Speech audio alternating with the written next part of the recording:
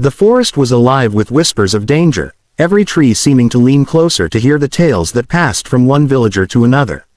For as long as Kael could remember, there had been stories of a beast prowling the woods at night, a creature with eyes like burning coals and a howl that froze the blood in the veins.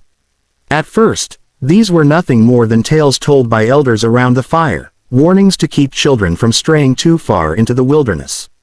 But what had once been myth was now far too real.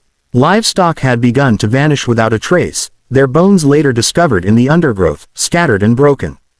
Hunters who ventured out alone were never seen again, and their mangled remains told a story too grim for words. They called it the hunter wolf, a shadow of tooth and claw that lived only to stalk and destroy. Kael had grown up with these stories pressed against his ears, but for him, the beast was more than rumor. His father had been a tracker, one of the most skilled hunters in Draven, and one cold autumn night he had followed signs of the wolf into the woods. He never returned. What the search party found days later was a shredded cloak and a bow split in half, but no body to bury. Kael was still a boy then, but the grief had burned a mark into him that time could not erase. Now older, stronger, and carrying the same bow across his back, he felt the weight of his father's absence in every step he took beyond the safety of the village. That evening, the moon rose full and bright, painting the forest in silver light. Kael had waited for this night, knowing that the wolf always prowled under the moon's eye. His quiver was heavy, his grip tight on the bowstring, and though fear gnawed at the edges of his resolve, his purpose was carved into his bones.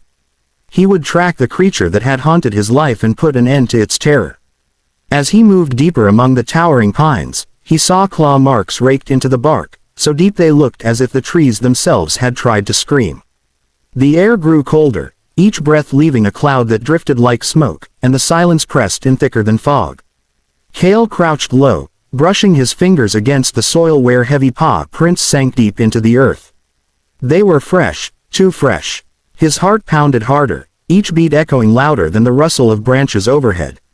He drew an arrow, the sharp head glinting faintly in the moonlight, and raised his bow toward the darkness. Then, in the distance, two crimson eyes opened between the trees, glowing with a hunger that was not entirely beastly. For an instant, the forest itself seemed to hold its breath. Kael swallowed hard, every muscle taut, knowing he had finally found the hunter wolf, or perhaps it had found him. The hunt had begun. The first clash came so suddenly that Kael barely had time to draw his breath. One moment the forest was still, the only sound the faint creak of trees in the night air, and the next, a shadow launched from the darkness with terrifying speed. The hunter wolf was far larger than he had ever imagined, its body rippled with sinew and muscle, its fur blacker than the void between stars. The sheer size of it dwarfed Kael, and for a fleeting instant he wondered if the stories had undersold the truth rather than exaggerated it. Its eyes glowed red, burning with a strange intelligence, and when its paws struck the ground, the earth itself seemed to quake. Kael loosed his first arrow in panic, but the wolf twisted aside effortlessly, the shaft slicing harmlessly through empty air. The beast lunged, closing the distance in a heartbeat. Kael threw himself sideways, rolling over roots and moss, barely escaping the claws that carved deep gouges into the trunk of a pine. His hands moved, on instinct, pulling another arrow, drawing, firing, again and again. Each shot was faster than the last, but the wolf's movements were uncanny. It moved like liquid shadow, flowing around the arrows as though it knew where each one would fly before Kael even released them. Fear gnawed at the edges of his mind, whispering that this was no normal animal, but Kael forced the thought aside. If he lost focus, he would lose his life. The wolf's growl rumbled like distant thunder, a low vibration that shivered through Kael's bones. Then it sprang again, and this time there was no room to dodge. The impact sent him crashing against a fallen log, the weight of the beast pinning him down. Hot breath stinking of blood and iron washed over his face, and Kael raised his bow defensively, the wood splintering under the force of the creature's jaws. The glow of its eyes seared into him, and for a single heartbeat the world seemed to slow. What he saw there was not the wild rage of a mindless predator but something deeper, something far older, grief, pain, and a sorrow that seemed endless. The wolf froze, its fangs hovering inches from Kael's throat. The moment stretched, silent but charged, as if both hunter and hunted were bound by something neither could name. Then, with a guttural snarl that was not directed at Kael but at itself, the beast leapt back. It did not finish the kill. It did not tear him apart. Instead, it vanished into the trees, leaving behind only the echo of its growl and the scars it carved into the earth. Kael staggered to his feet, his body trembling, his breath ragged. He should have been relieved to survive, yet confusion tangled with fear inside him. Why had the wolf spared him? Why hesitate when victory was so close? Wiping blood from a shallow cut across his brow, Kael looked into the shadows where the beast had fled. His instincts told him this was no ordinary hunt, no simple predator to be slain. Something was broken in that creature, something twisted between the worlds of man and spirit. And though his body ached and his arrows were fewer, Kael pressed onward, following the tracks deeper into the dark forest, determined now not only to kill the beast but to understand it. Whatever truth lay behind those crimson eyes, he could no longer turn away. The night was far from over. 3 nights passed before Kael found the courage to pursue the wolf again. His body still bore the bruises of their first encounter, his bow was scarred from its fangs, and yet the memory of those crimson eyes haunted him more than the pain. He had seen something within them that unsettled him deeply, something that whispered of sorrow rather than pure savagery. Driven by equal parts vengeance and curiosity, Kael tracked the beast further into the wild than any hunter dared to go, pushing beyond rivers and cliffs until the forest itself seemed to change. The air grew colder, and silence pressed down like a heavy shroud. It was there, amidst the curling fog, that Kael stumbled upon ruins hidden in the heart of the wilderness. The fortress lay in collapse, its stones swallowed by roots and moss, towers broken and scattered like bones across the earth. A sense of age clung to it, older than the village of Draven, older than the stories whispered around its fires. Carvings lined the walls, weathered yet still legible.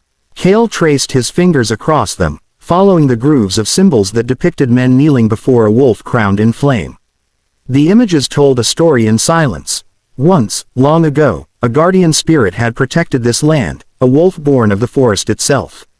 Men had bowed to it, worshipped it, sought its protection. But the story darkened, sorcerers binding the wolf in chains of blood, forcing it into servitude. War, betrayal, curses etched into its very flesh. Kael's heart pounded as realization struck him. The beast he hunted was no ordinary monster. It was the guardian, twisted and tormented, shackled by ancient cruelty. His mind replayed the moment their eyes had met, the hesitation, the sorrow he had glimpsed. Suddenly, it made sense. This was not mindless killing. This was vengeance, born of betrayal so deep it had lasted centuries. A low growl stirred the air, pulling Kael from the carvings. He turned, and from the shadows between the crumbling walls, the hunter wolf emerged. Its form was more terrible here, framed by the ruins of what had once been its sanctuary.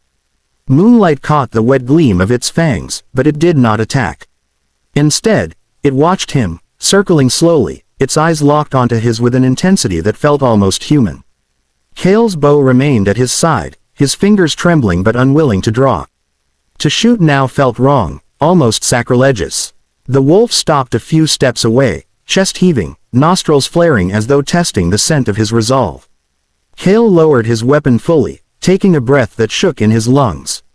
In that fragile silence, a bond was struck, not of words, but of recognition. The beast had spared him once, and now he spared it. Something passed between them in that stillness, an understanding that neither was merely what they seemed. When the wolf finally melted back into the dark, Kael was left with the certainty that his path had changed. He had not been chosen to kill the hunter wolf.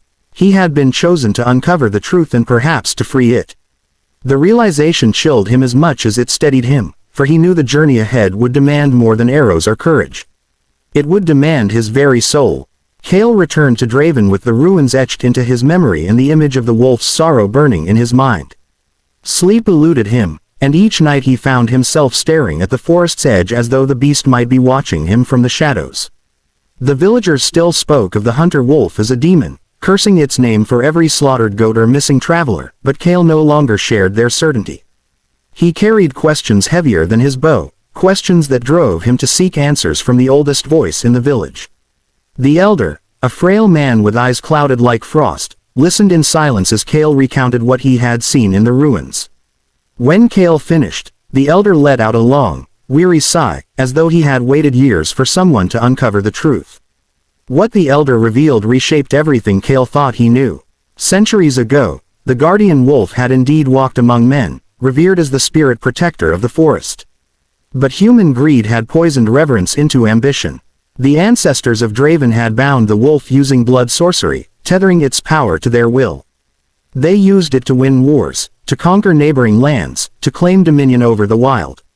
Yet when the guardian broke its chains, the curse they had woven twisted it, trapping it between worlds, too much beast to be spirit, too much spirit to ever die. In its torment, it turned its fangs upon the descendants of its betrayers, seeking justice that had no end. Kael listened in stunned silence, his stomach twisting with each word. His father, his lineage, his people, they were heirs not only to the village but to the betrayal itself. The mark of guilt flowed in their blood, including his own. The hunter wolf's rage was not blind savagery, it was justice corrupted by centuries of suffering. For the first time, Kael felt the sting of shame alongside his grief. If his father had fallen to the beast, perhaps it was not as simple as predator and prey. Perhaps it had been retribution. The elder's voice softened, carrying both warning and plea. The curse was strongest under the blood moon, a night that came only once in a generation. On that night, the wolf's torment would peak, and it could not be resisted. Many would die unless the curse was broken. But there was a way, not through chains, not through arrows, but through a ritual of release. It was dangerous, for the one who attempted it would need to bind themselves to the wolf's spirit, risking their life and soul. Few would even dare. Kael left the elder's hut with the truth weighing on his shoulders heavier than any quiver. He walked to the clearing outside the village and stared at the rising moon. His father's face lingered in his thoughts, not as a victim but as a reminder of what unchecked vengeance and betrayal could cost. Kael knew then that his path was no longer to slay the wolf but to free it, even if it meant offering himself in its place. As the night deepened and the forest howled with distant cries, he began to prepare the ritual. When the blood moon rose, he would face the hunter wolf not as an enemy but as the last hope of peace for both man and beast. The night of the blood moon came with an air so heavy it felt as though the sky itself had bowed under its weight. The forest was alive with unnatural silence, every creature gone to ground, every tree trembling in the crimson glow that poured from above. Kael stood in a clearing deep within the woods, the sigils of release etched into the earth with trembling hands. His father's bow lay at his side, not strung for battle but as a memory of the man who had once believed he could conquer the wild. Kael knew better now. He was not here to conquer. He was here to free. The howl came first, long and broken, splitting the air like a wound.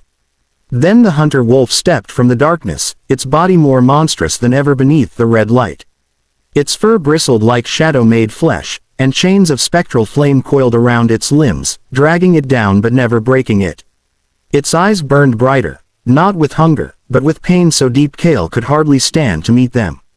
The beast circled, muscles twitching with the desire to strike, yet something in the circle of sigils held it back. Kael raised his voice, chanting the words the elder had taught him, words meant not to bind but to release. Each syllable cut into his chest, filling his veins with fire, as though the curse itself fought against his will. The wolf roared, a sound that shook the trees and sent cracks running through the ground. It leapt at him, and for a moment Kael thought it would all end there, in a storm of fangs and blood. But the sigils flared, holding the beast at bay, forcing it to writhe and howl in torment. Kael pressed on, his voice hoarse, his body breaking under the strain of the ritual. Visions poured into his mind, memories not his own. He saw the guardian as it had once been, golden fur shining in the sun, standing tall as protector of the land, watching over men who once loved and honored it. Then he saw betrayal. Chains soaked in blood, fire burning into its skin, the screams of men who turned reverence into cruelty. He felt its agony, its rage, its endless years of torment. The emotions drowned him until his own heart felt as though it would tear apart. Kael fell to his knees, gasping, but he did not stop.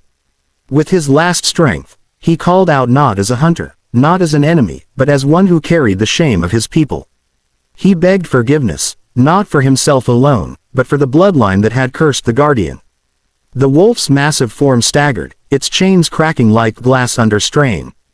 It lowered its head until its burning eyes met Kael's, and in that final moment, something passed between them, a recognition, an acceptance. The wolf gave one last howl, a sound that echoed through earth and sky, and the chains shattered. Its form burst into light, dissolving into sparks that drifted into the air like stars, and then the clearing fell silent. Kael collapsed, his body trembling with exhaustion, but his heart carried a strange peace. The guardian was gone, at last freed from its torment. Yet as the first rays of dawn broke across the sky, he noticed a faint glow etched into his hand, a mark shaped like the wolf's eye, pulsing softly with life. The bond had not vanished with the curse. It had been passed to him. From that day forward, Kael was no longer just a hunter or the son of a betrayed bloodline. He was the bearer of the guardian's spirit, the protector of the forest. The hunter-wolf had not been slain. It had been reborn in him. And with the rising sun, Kael understood that his life would never again belong to him alone, for the forest had claimed him as its own.